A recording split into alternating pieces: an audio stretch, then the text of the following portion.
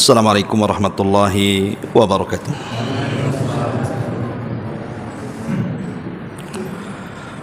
Alhamdulillah wassalatu wassalamu ala rasulillah wa ala alihi wa sahbihi wa mawalah wa la hawla wa la quwata illa billahi wa ba'du. Alhamdulillah, segala puja dan puji hanya milik Allah subhanahu wa ta'ala. Salawat dan juga salam kita hadiahkan kepada Rasul kita Nabi besar Muhammad sallallahu alaihi wa ala alihi wasallam. Alhamdulillah, di malam ini kembali kita bisa bermuajahah di Tanjung Uban ini. Adapun tema yang kita akan sampaikan di malam hari ini, kita akan membahas tentang lika-liku peristiwa akhir zaman ataupun fitnah-fitnah akhir zaman. Tidak syak lagi bahwa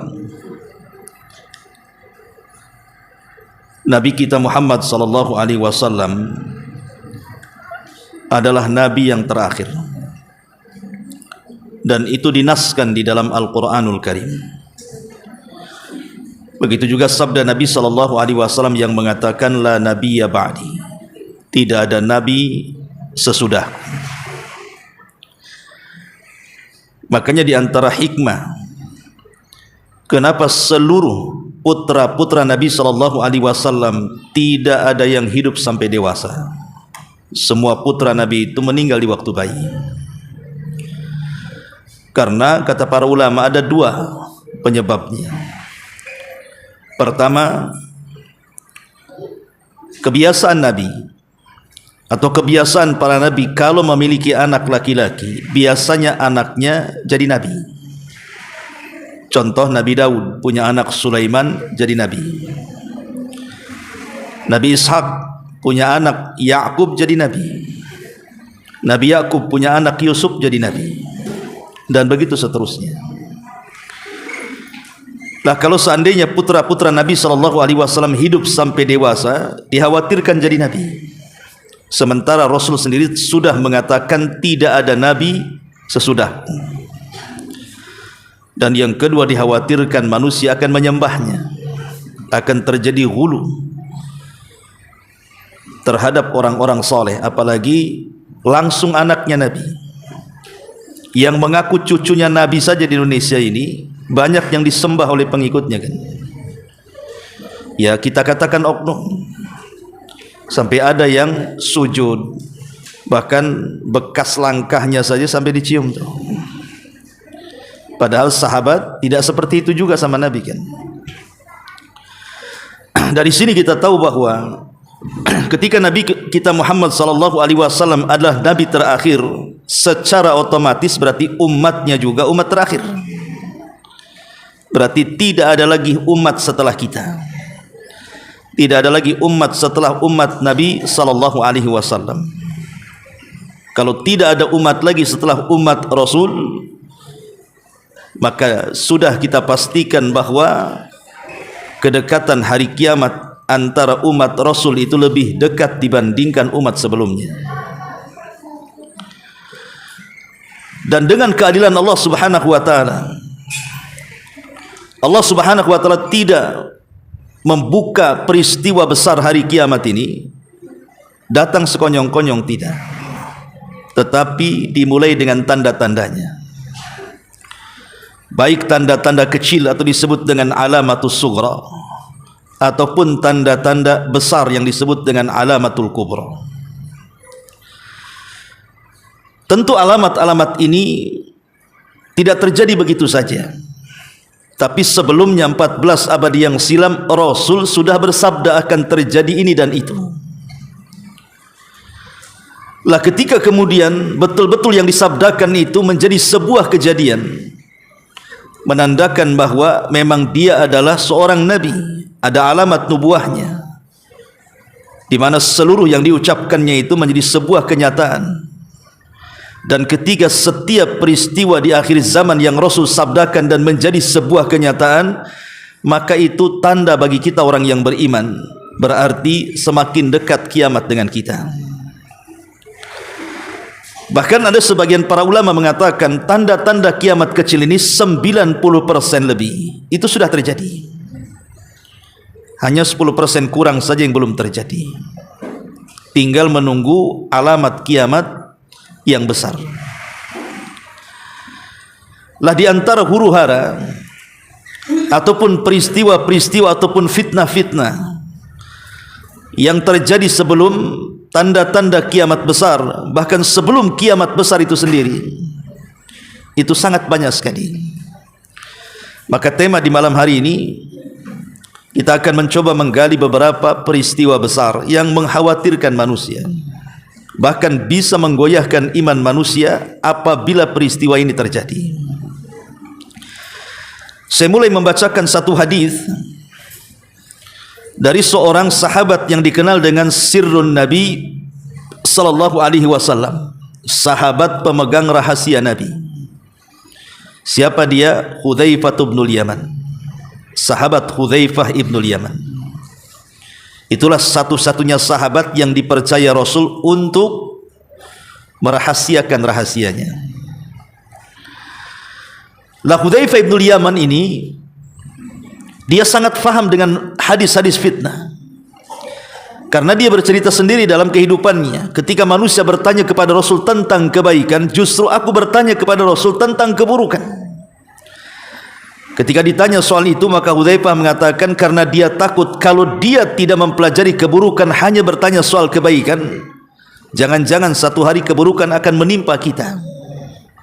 Karena orang yang tidak bisa membedakan mana baik mana buruk itu pasti terjerumus kepada keduanya. Makanya ada istilah arabtu syarra la li syarri walakin litawaqqihi wa man lam ya'rifu syarra minal khairi fawaqa'a fi. Aku mempelajari keburukan itu bukan untuk diamalkan, tapi mempelajari keburukan itu supaya mudah ditinggalkan. Karena orang yang tidak mengenal mana baik mana buruk pasti terjerumus kepada keduanya. Itulah Hudzaifah ibnul Yaman, satu-satunya sahabat yang paham tentang hadis-hadis fitnah. Ma'asyiral muslimin wal muslimat rahimakumullah. Satu hari Hudzaifah ibnul Yaman bercerita, ketika itu Hudzaifah sedang berkumpul-kumpul bersama Amirul Mukminin Umar bin Khattab radhiyallahu an. Jadi Umar bertanya kepada para sahabat di zamannya ketika dia menjadi khalifah, ayyukum sami'a Rasulullah sallallahu alaihi wasallam yudzakkirul fitana. Kata Umar, siapa di antara kalian yang pernah mendengar Nabi sallallahu alaihi wasallam menyebutkan tentang fitnah-fitnah? Faqala qaumun, maka berkatalah para sahabat, nahnu sami'nahu, kami mendengarnya wahai Amirul Mukminin. Faqala la'allakum ta'nuna fitnatar rajuli fi ahlihi wa jarihi. Kemudian Umar mengatakan, apakah yang kalian maksud adalah fitnah yang berkenaan dengan seseorang dalam keluarga dan tetangganya? Sahabat mengatakan, ajal, tentu wahai Amirul Mukminin. Qala, maka Umar mengatakan, tilka tukaffiruha as-salatu was-siyam was-sadaqatu walakin ayyukum sami'an nabiyya sallallahu alaihi wasallam yudzakkirul fitana allati tamuju maujal bahri. Kata Umar bin Khattab, kalau itu yang kalian maksud, itu bisa digugurkan dengan salat, puasa, sedekah. Yang saya maksud adalah, ada enggak di antara kalian yang mendengar Nabi SAW bersabda tentang fitnah, yang kalau datang fitnah itu bagaikan gelombang lautan dan tidak bisa dihentikan? Itu yang saya maksudkan, kata Umar.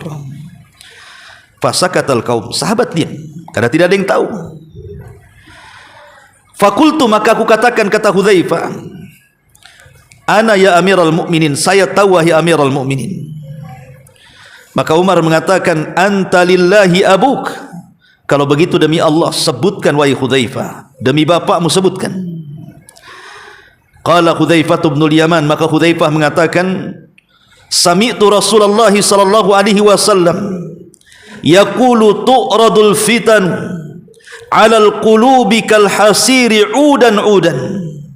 Kata Hudzaifah ibnul Yaman, fitnah itu akan dibentangkan kepada kalian seperti seutas tikar yang dianyam seutas demi seutas. Fa ayyu qalbin asyrabaha nukitat fihi nuqtatus sauda wa ayyu qalbin anqaraha nukitat fihi nuqtatun baydha. Maka hati mana saja yang menelan fitnah begitu saja, maka akan diletakkan titik hitam dalam hatinya. Tapi hati mana saja yang mengingkari fitnah itu, dia tolak fitnah itu masuk ke dalam hatinya, maka akan diletakkan titik putih dalam hatinya. Hatta tasira 'alal qalbaini 'ala abyad mithli as-safai fala tadurruhu fitnatun ma damatis samawati wal ard wal akhar aswad murbadan kal quzi muzahiyan la ya'rifu ma'rufan wa la yunkiru munkara. Maka ketika itu hati manusia akan terbelah menjadi dua. Ada hati yang berwarna putih sekali, sangat bersih sekali, dan hati itu tidak akan dimadaratkan oleh fitnah selama tegak langit dan bumi. Tapi ada hati yang hitam kelam, laksana gelas yang ditumpahkan, laksana gelas yang dibalik. Ini gelas ini, kalau posisi seperti ini, lubangnya masih ada di atas. Tapi kalau dibalik, itu tidak ada lubangnya di baliknya tuh. Seperti gelas yang dibalik, nggak ada lubangnya tuh. Artinya kalau gelas ini dalam posisi normal, kita bisa masukkan apa saja dia masuk. Maknanya hati ini kalau terbuka, nasihat mudah diterima, hidayah mudah diterima. Tapi kalau hati tertutup seperti gelas yang ditumpahkan itu, mau masuk dari mana hidayah? Ketika itu, maka dia tidak akan mengenal yang ma'ruf dan tidak pula mengenal yang mungkar. Illa ma usyriba min hawa, kecuali dia akan mengikuti apapun yang dikehendaki hawa nafsunya. Ma'asyiral muslimin wal muslimat rahimani wa rahimakumullah. Lihatlah hadis ini. Nabi SAW ketika menyebutkan fitnah atas lisan Hudzaifah ini, Nabi mempermisalkan dengan tikar yang dianyam. Kemudian Nabi SAW mengatakan, fitnah ini berkaitan erat dengan hati. Kenapa Nabi SAW berbicara soal hati ketika bicara fitnah? Ada apa dengan hati? Karena fitnah itu muncul, itu disebabkan hati. Ingat bahwa di badan manusia ini, sebagaimana Nabi SAW mengatakan, ala wa inna fil jasadi mudghah idza saluhat saluhal jasadu kullu wa idza fasadat fasadal jasadu kullu ala wa hiyal qalbu. Pada jasad manusia itu kan ada segumpal daging. Kalau dia baik, maka akan memperbaiki seluruh badannya. Tapi kalau dia tidak baik-baik saja, dia jahat, maka juga akan mempengaruhi seluruh badannya, mengikuti hatinya menjadi jahat. Jadi Nabi SAW ketika menyebutkan soal fitnah itu ada kaitan dengan hati. Karena hati ini kalau bersih, maka akan mengangkat derajat orangnya. Tapi hati ini kalau kotor, maka akan menghinakan manusianya. Ketika Allah Subhanahu wa taala berfirman dalam surah At-Tin, Allah mengatakan wat-tini waz-zaitun wa turi sinina wa hadzal baladil amin laqad khalaqnal insana fi ahsani taqwim thumma radadnahu asfala safilin. Laqad khalaqnal insana fi ahsani taqwim. Ada manusia-manusia itu yang diciptakan oleh Allah Subhanahu wa taala fi ahsani taqwim, memang sebaik-baik bentuk, seindah-indah bentuk, semulia-mulia bentuk. Itu karena hati yang mengangkatnya. Tapi ada manusia itu yang kemudian dihinakan oleh Allah Azza wa Jalla, thumma radadnahu asfala safilin. Kemudian kami akan rendahkan serendah-rendahnya. Itu karena hatinya buruk. Jadi hati baik itu bisa mengangkat derajat, hati buruk itu bisa menghilangkan derajat, artinya menghinakannya. Lah ketika Nabi SAW ketika bicara fitnah disambungkan dengan hati. Karena kalau seandainya hati kita ini bersih, ikhwan, maka tidak mudah menerima fitnah. Maka fitnah itu tidak akan memadaratkan kita. Tapi kalau hati ini sudah hitam, kelam karena banyaknya maksiat yang kita lakukan, maka fitnah itu akan mudah masuk ke setiap manusia yang punya hati hitam kelam ini. Lah bertolak dari hadis ini, ikhwatu fiddin muliakan Allah Subhanahu wa taala, maka Nabi SAW telah menyebutkan akan datang kepada kalian fitnah yang datangnya seperti gelombang ombak yang sangat dahsyat dan tidak bisa dihentikan sampai kiamat. Tetapi orang-orang yang bersih hatinya, insya Allah mereka bisa menolak fitnah ini. Seperti apa fitnah-fitnah yang berlaku di akhir zaman ini? Ma'asyiral muslimin yang dimuliakan Allah Azza wa Jalla, sebelum kita sebutkan satu persatu, saya akan menyebutkan 3 hadis yang bicara soal fitnah dulu.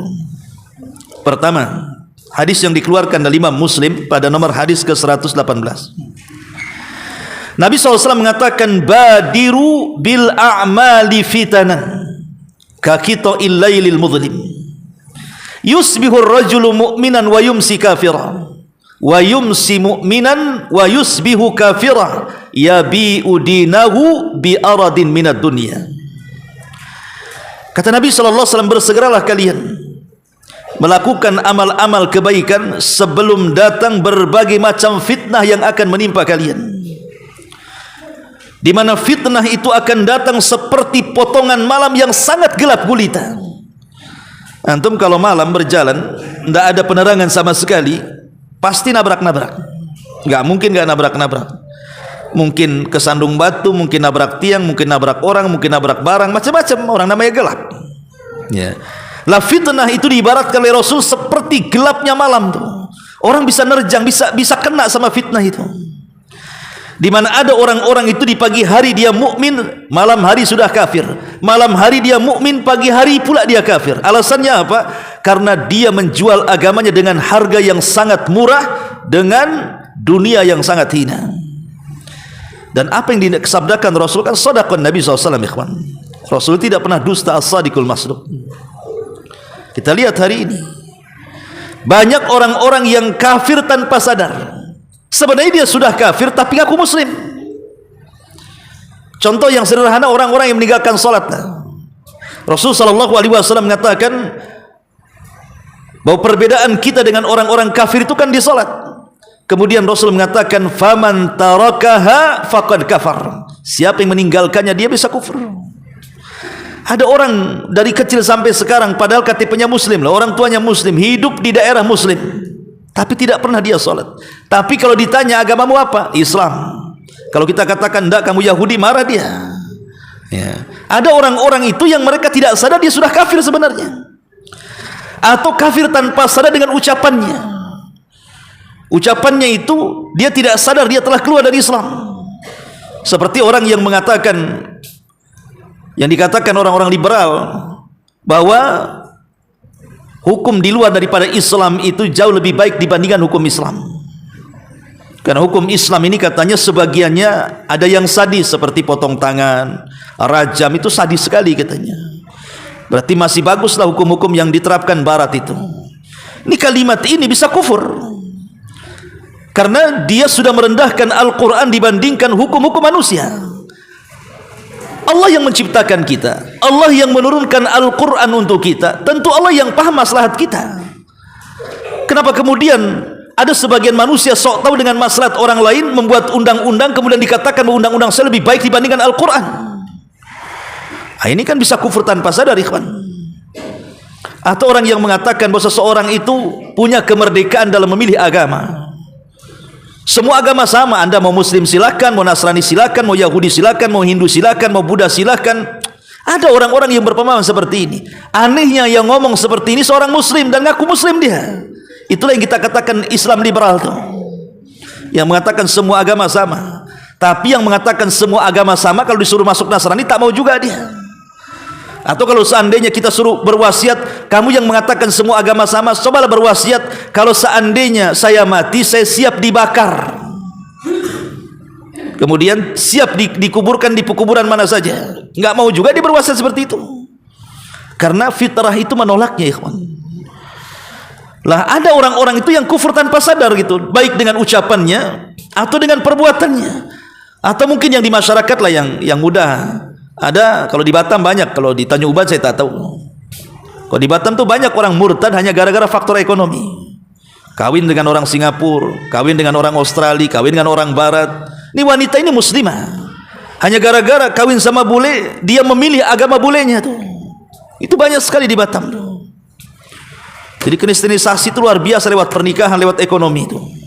Lah ini salah satu dari fitnah yang disabdakan Nabi SAW di sini. Makanya Rasul mengatakan badiru bil a'mali fitanan. Segeralah kalian beramal saleh, belajar beramal saleh. Sebab kalau kita ini memiliki ilmu, kemudian kita amalkan ilmunya, insyaallah fitnah-fitnah kemurtatan itu bisa kita tangkal. Yang lebih aneh lagi, ada pernyataan seorang wanita itu di Batam tuh, ya. Dia mengatakan, dulu waktu saya masih muslimah katanya, hidup saya tidak tenang. Setelah saya masuk Nasrani, bolak-balik masuk gereja, kok hidup saya tenang hari ini katanya. Kok bisa dia ngomong begitu coba? Ya karena semasa dia muslimah, dia tidak pernah ke masjid, dia tidak pernah hadir di majelis ta'lim. Setelah dia pindah agama, baru rajin pula di agama barunya. Ya wajar dia ngomong gitu, itulah setan namanya, ngasih was-was. Coba kalau seandainya ketika dia masih muslimah, dia datang ke masjid, kemudian dia belajar agama dengan benar, tidak mungkin dia ngomong begitu. Ya, ini fitnah ikhwatu fiddin muliakan Allah azza wajalla. Ini hadis yang pertama. Hadis yang kedua, hadis ini dikeluarkan Imam Ahmad, Hakim dan juga Bazzar serta Imam At-Tabrani, dan sebagian ulama menghasankannya seperti Syalbani rahimahullahu taala. Dari Abbas Al-Ghifari radhiyallahu an, Rasul bersabda, badiru bil a'mali sittan, wa fi riwayah badiru bil mauti sittan. Segeralah kalian menemui ajal, cepat-cepatlah kalian menemui ajal kalian apabila terdapat 6 perkara. Artinya jangan sampai ketika kita hidup menemui 6 perkara. Dalam riwayat, bersegeralah beramal sebelum datang 6 perkara ini, karena dikhawatirkan 6 perkara ini akan menerjang siapa saja. Jadi 6 perkara ini fitnah yang dikatakan Hudzaifah tadi, datangnya seperti gelombang yang orang tidak bisa menahannya. Apa 6 perkara itu? Maka Nabi SAW mengatakan, imra'atus sufaha. Pertama, pemerintah yang dipegang oleh orang-orang jahil. Umara sufaha, pemerintah yang dipegang orang jahil. Pemerintah ini adalah pengeluar kebijakan, ikhwan. Kalau yang berdiri di atasnya itu orang-orang cerdas, orang-orang yang layak memang punya kecerdasan, kepiawaian dalam memimpin, maka akan membawa maslahat kepada rakyatnya. Tapi kalau seandainya yang memimpin itu orang jahil, orang bodoh, tidak punya pengalaman, tidak punya ilmu, itu bukan memperbaiki negara, ikhwan, pasti akan merusak agama. Bukan hanya negara dirusak, agama-agama dirusak. Dan ini fitnah, karena mereka pasti akan berfatwa tanpa ilmu kan, membuat kebijakan dan undang-undang itu terkadang bukan pro rakyat, pro mereka. Akhirnya rakyat ini hanya dituntut memberikan hak kepada mereka, tetapi mereka tidak mampu untuk memberikan hak kepada rakyatnya. Dan itu sudah terjadi hari ini. Kita bisa rasakan hari ini bagaimana sulitnya hidup di kalangan bawah dan senangnya hidup dari kalangan atas itu. Nah ini gara-gara apa? Pemimpin-pemimpin jahil. Pemimpin-pemimpin jahil inilah yang menjadikan susahnya masyarakat. Ini fitnah. Yang dikhawatirkan pemimpin jahil ini terkadang akhirnya apa? Membuat aturan-aturan yang merugikan agama. Oke lah kalau fitnah dunia ini paling tinggi kematian selesai. Tapi kalau fitnah agama ini beda.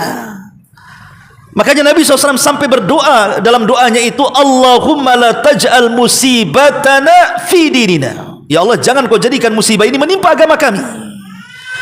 Sebab kalau sudah agama yang ditimpa, pengajian dibubarkan, mau bangun masjid tidak boleh, harus dirobohkan. Kan masalah, ikhwan. Orang mau berdakwah dihalang-halangi. Tapi kalau di luar Islam, gereja-gereja pula dilindungi. Repot kalau udah kayak gini nih. Ini kan musibah agama namanya. Dari mana coba? Ini karena dari para pemimpinnya masalahnya. Lah ini fitnah yang pertama. Yang kedua, kata Nabi SAW, wa kasratus syurah, dan banyaknya antek-antek penguasa. Syurat ini ya, kalau bahasa kitanya syurta ya polisi, penegakan hukum. Ya polisi, TNI, Polri kalau di kita ini kan, hakim dan begitu seterusnya.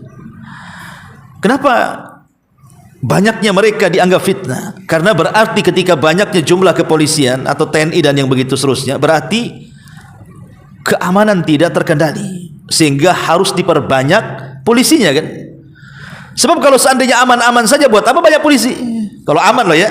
Ketika tidak aman berarti memang harus diperbanyak jumlah mereka kan itu, supaya banding itu. Kalau enggak ya rusuh di mana-mana. Lah ketika banyaknya mereka, banyaknya polisi ini, maka akan muncul banyak kezaliman, baik di pihak yang memegang hukum ataupun rakyat yang ditegakkan hukum padanya. Kemudian juga wa bai'ul hukmi, jual beli hukum. Dan ini yang terjadi. Bagaimana kasus-kasus penyogokan di pengadilan-pengadilan kan itu, supaya kasusnya dibebaskan, supaya kasusnya diringankan. Kadang orang yang tidak berkasus dibuat kasus, orang yang tidak bersalah akhirnya disalahkan, orang yang tidak berhak di penjara dimasukkan ke dalam penjara, orang yang tidak berhak di hukuman mati akhirnya dihukum mati. Ada orang yang salah tangkap sengaja ditangkap untuk dikorbankan. Nah, itulah jual beli hukum, ikhwan, bahaya, ini fitnah. Kemudian juga wastighfafan bidam, yang keempat, memudah-mudahkan urusan darah. Dan sekarang yang namanya pembunuhan itu setiap hari saya lihat di YouTube itu, karena sekarang kan orang jarang nonton TV kan, orang paling berita di YouTube sekarang ini. Setiap hari ada orang memberitakan itu orang mati, entah kena jamret dibunuh, kena rampok dibunuh, entah urusan waris, ahli waris bunuh-bunuhan, entah antar geng dengan geng motor dengan geng motor, entah dengan masyarakat dengan aparat, macam-macam. Ada yang mati karena bunuh diri. Kalau antum ke Batam, di Barelang itu sampai ada spanduk, jangan bunuh diri di sini katanya, karena banyaknya orang yang loncat di situ. Dan kebanyakan kasusnya gara-gara judi online di sana itu, sampai besar spanduknya, dilarang bunuh diri di sini katanya. Nah, atau jembatan sini ada enggak? Kalau jembatan sini cebur enggak mati, karena di Batam ada yang gagal juga bunuh diri itu. Dia udah nyemplung, rupanya bisa berenang, tak mati, gagal. Nah, ini ditolong sama tim SAR itu. Ada juga yang gagal bunuh diri itu. Jadi ketika mudah dengan urusan darah ini, seperti namanya bayi-bayi yang mungkin dihasilkan dari perzinahan, karena malu akhirnya ditaruh di tong sampah. Itu di Batam berapa kali kasus itu, bayi ditaruh di kresek, di kardus, ditaruh tong sampah. Pernah juga di daerah Bengkong itu, mana itu ditaruh di pangkalan ojek gitu ya, naudzubillah kan itu. Nah, ini bentuk fitnah-fitnah akhir zaman. Wa qati'atur rahim, kemudian banyaknya orang yang memutus tali silaturahim, di mana anak sudah enggak kenal bapaknya, bapak mengusir anaknya, saudara udah enggak kenal saudaranya, musuhan di mana-mana. Ini sudah banyak terjadi. Kemudian wa nash'an yattakhidunal Qur'an mazamir yuqaddimunahu yughannihim wa in kana aqalla minhum fikha. Dan banyaknya orang mengundang para qari, para pakar-pakar Quran, diundang untuk membaca Quran, bukan untuk direnungkan bacaannya, hanya dinikmati lagunya. Kan itu yang banyak tuh. Antum datangkan qari, kemudian dia baca Quran, kemudian melengking-lengkinglah suaranya, mendayu-dayu sehingga orang itu bisa menangis. Bukan isi Quran yang ia tadaburi, tetapi lagu yang menyayat hati itu yang meneteskan air mata dia tuh. Akhirnya apa? Ketika selesai ngaji nggak ada pengaruh kan? Apa pengaruhnya selesai ngaji? Yang antum menikmati suaranya. Lain kalau menikmati isinya, pasti akan ada pengaruhnya tuh. Karena Quran itu diturunkan bukan hanya dibaca bacaannya, tapi lebih daripada itu direnungkan isinya. Makanya ada istilah para ulama itu, fahmul hudud khairun min fahmil huruf. Memahami batasan-batasan Al-Quran itu, maksudnya isinya dengan mempelajari tafsir, merenungkannya, itu jauh lebih baik dibandingkan hanya memahami huruf per huruf bacaan Quran saja. Ya bagus orang itu mempelajari tajwid, tahsin dan begitu seterusnya, karena setiap orang membaca Quran itu walaupun tidak paham maknanya, satu huruf 10 kebaikan. Tapi harusnya lebih daripada itu, Quran itu diturunkan untuk direnungkan, bukan hanya sekedar dibaca. Yang lebih celakanya itu ada orang sudah tidak baca, sudah nggak merenungkan, cukup dibuat kaligrafi, ditempel pula di tembok, nggak diapa-apain, ditempel ya. Kadang-kadang banyak pula itu ayat kursi itu, di dapur ada, ruang tengah ada kan itu, ruang tamu ada. Ditanya untuk apa nih ayat kursi? Ngusir setan Ustaz katanya. Setan tidak takut dengan kaligrafi kan ya. Setan itu takut kalau antum baca ayat kursi. Nah, baru dia takut dia. Kalau dipampang itu tidak takut setan itu. Apalagi ayat kursinya itu berbelit-belit tak bisa dibaca. Cemana pula setan makin apa ini kaligrafi? Saya pernah masuk ke rumah orang itu nggak bisa dibaca tuh. Ini apa? Setelah orangnya ngomong itu ayat kursi, Ustaz, baru ngeh saya. Saking kayak belutnya melintir-lintir itu, saya tidak paham tuh kaligrafi kayak gitu. Ya. Ma'asyiral muslimin yang dimuliakan Allah Subhanahu wa taala, ini hadis yang kedua, hadis yang ketiga. Nabi SAW mengatakan, hadis ini sebagian ulama melemahkan, tapi ada juga yang menghasankan. Nabi SAW mengatakan dari hadis Abi Hurairah radhiyallahu anhu, dikeluarkan Imam Tirmidzi, nomor hadis ke-2306. Kata Nabi SAW, badiru bil a'mali sab'an. Bersegeralah kalian beramal sebelum datang 7 perkara. Kata Nabi SAW, hal tantadiruna illa faqran munsiyah, au ghinan mutghiyah, au maradan mufsida, au haraman mufannida, au mautan mujhiza, au dajjal fasyarru ghaibun yuntadhar, au sa'atu fasa'atu adha wa amar. Kata Nabi SAW, apakah kalian harus menunggu beramal itu sampai datang kefakiran yang melupakan, atau kekayaan yang melampaui batas, atau sakit yang membuat seseorang terduduk dan tidak bisa bangun, atau pikun yang tidak bisa berakal, atau kematian mendadak, atau dajjal dan itu seburuk-buruk yang dinanti, ataukah hari kiamat yang jauh lebih berat dan lebih sukar, kata Rasul. Apa maknanya hadis ini? Ada orang-orang ikhwatu fiddin ketika diberikan keleluasaan harta oleh Allah, kemudian diingatkan untuk sholat, untuk puasa, untuk baca Quran, hadir di majelis ta'lim, lagunya nanti-nanti. Sampai ketika Allah takdirkan kekayaannya hilang, jadilah dia orang fakir, dan kefakiran itu bisa melupakan, ikhwan. Ingat, kefakiran itu bisa melupakan. Ada orang meninggalkan sholat alasannya fakir. Ada orang meninggalkan pengajian alasannya fakir. Kalau kita tanya, akhi, kemana kau tidak hadir di pengajian? Aduh, kalau saya hadir di pengajian, anak saya, istri saya makan apa? Itu alasannya kan. Akhirnya tak ngaji dia. Alasannya itu fakir. Kok nggak nampak di masjid? Itulah, kalau saya ke masjid tak bisa saya ngasih makan anak saya, istri saya. Jadi kefakiran jadi alasan dia tidak beramal. Apa menunggu seperti itu? Kalian itu meninggalkan amal. Okelah, selamat dari yang pertama, Anda tidak fakir yang melupakan. Tapi yang kedua, ghinan mutghiyah, Anda kaya. Tapi ingat, kekayaan ini bisa melampaui batas. Ketika fakir, Anda berpikir, kalau saya kaya, saya bisa bangun masjid, saya bisa bangun pesantren, saya bisa umroh, saya bisa nyumbang ini, nyumbang itu, bantu ini, bantu itu. Dia pikir dia bisa mengatur hartanya. Setelah kaya, harta pula yang mengatur dia tuh. Lupa tuh janji-janji ketika fakir itu. Lupa, ikhwan. Karena harta itu sirru tughyan, itu rahasia bejatnya orang itu harta. Sekelas Qarun yang luar biasa menguasai Taurat saja, sampai disebut Munawwir dalam sejarah itu. Orang kalau membaca Taurat itu paling indah suaranya. Qarun itu dipanggil kemana-mana untuk baca Taurat tuh. Waktu fakir. Ketika jadi kaya, bukan hanya Taurat dicampakkan, Nabi Musa dimusuhi dia. Akhirnya Allah katakan, fakhasafna bihi wa bidarihil arda, kami tenggelamkan korban seluruh kekayaannya.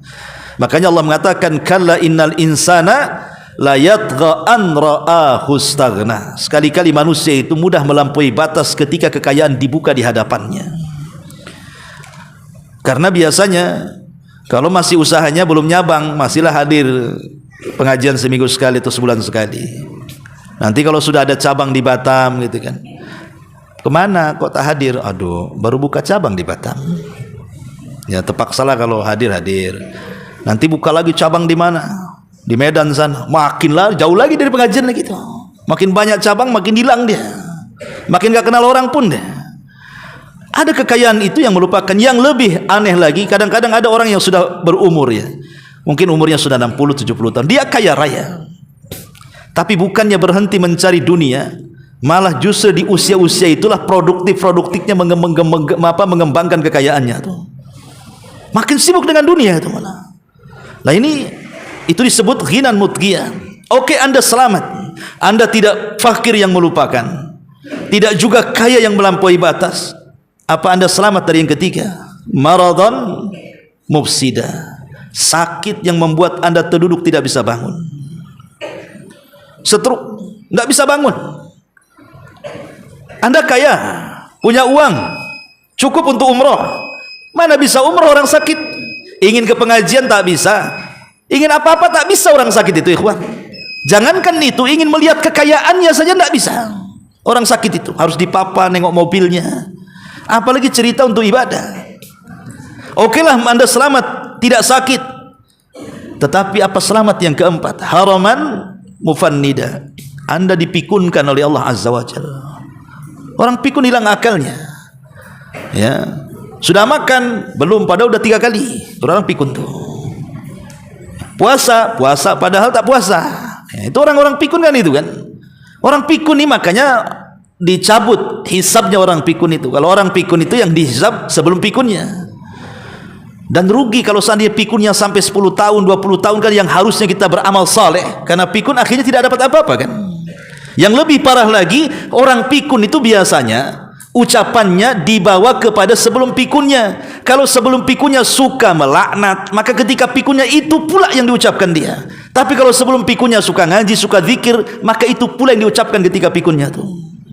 Makanya hati-hati, kita berlindung supaya tidak pikun. Okelah, selamat dari pikun. Apa selamat dari yang selanjutnya? Mautan muzhijah, kematian yang mendadak. Dan sekarang tingkat kematian mendadak itu lebih banyak karena banyaknya musibah, banyaknya gempa, banyaknya tsunami, banyaknya angin, banyaknya banjir, musibah macam-macam.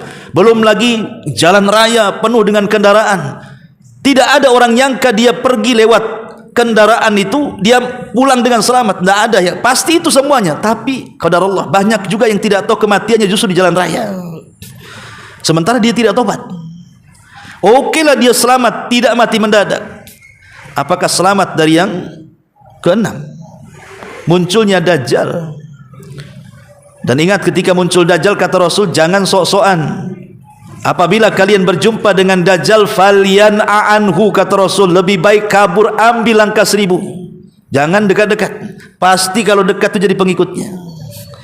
Atau selamat dari Dajjal, apa selamat dari yang terakhir kiamat dibangkitkan? Enggak ada kan selamat kalau sudah kiamat itu. Inilah gambaran-gambaran fitnah, ya, dalam 3 hadis Nabi sallallahu alaihi wasallam. Taib, karena sudah Isya, kita lanjutkan ba'da Isya. Subhanakallahumma bihamdika, asyhadu an la ilaha illa anta, astaghfiruka wa atubu ilaik. Allahu ta'ala. Assalamualaikum warahmatullahi wabarakatuh.